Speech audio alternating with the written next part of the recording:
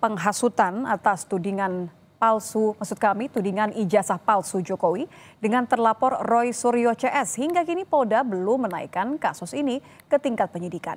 Padahal baik laporan Jokowi di Polda maupun laporan Peradi Bersatu di Polres Jakarta Selatan sudah berlangsung sejak April lalu. Tapi hingga kini belum ada penetapan tersangka.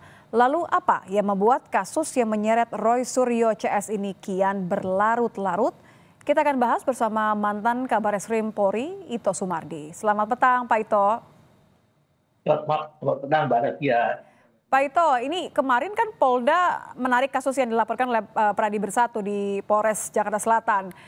Saya mau tanya nih, karena ada beberapa yang menganggap bahwa kok aneh ya gitu. Biasanya apa sih Pak yang membuat pusat sampai mengambil alih loh pemeriksaan kasus di Polres?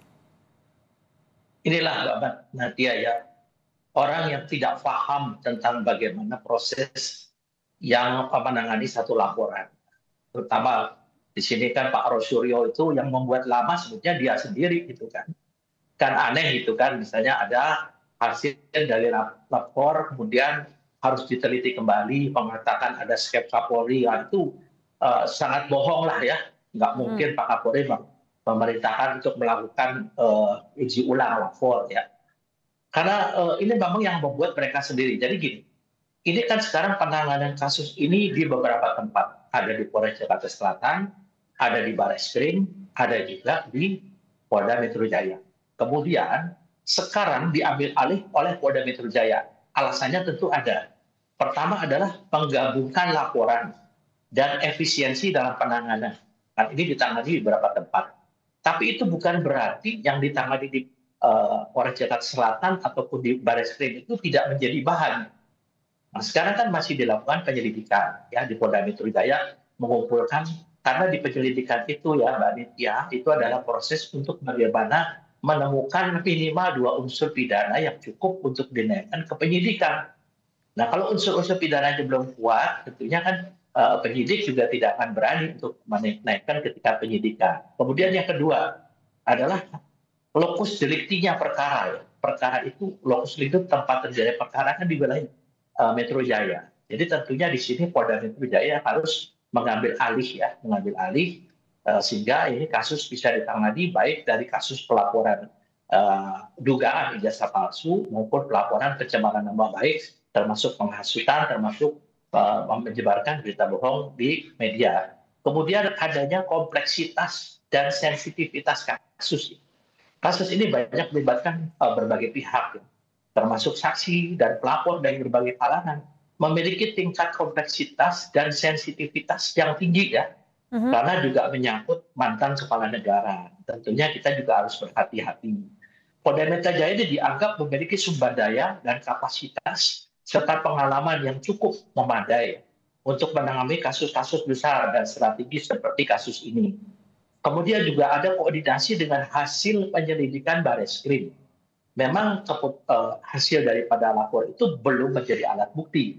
Yang akan diselidiki dulu kan, di sana masalah autentifikasi dan mengenai penyamaan ya, yang mungkin ini.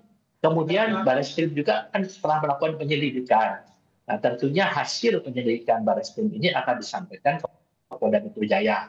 Kemudian dengan demikian untuk masalah pengambilan kasus ini oleh Polda Metro Jaya didasari kepada pertimbangan efisiensi, lokus delikti, kompleksitas kasus, serta kebutuhan akan koordinasi dengan hasil penyelidikan Bareskrim. Yang mengatakan membuat lama itu kan mereka sekarang mau bikin lagi satu cerita dikaitkan dengan masalah sertifikat dan lain sebagainya. Saya sendiri kadang-kadang nggak ngerti gitu ya Mbak ya.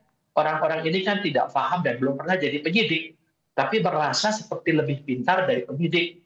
Apalagi seperti ya katakanlah dari kelompoknya Roy Suryo ini. Jadi sangat, maaf saya potong Pak Ito, jadi karena sangat kompleks ya, dan melibatkan seseorang yang sangat tadi ya tingkat sensitivitasnya sebagai mantan presiden begitu. Kenapa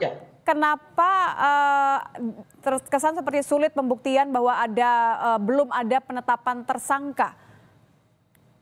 Ya sekarang bagaimana menetapkan tersangka kalau prosesnya ini masih dalam penyelidikan.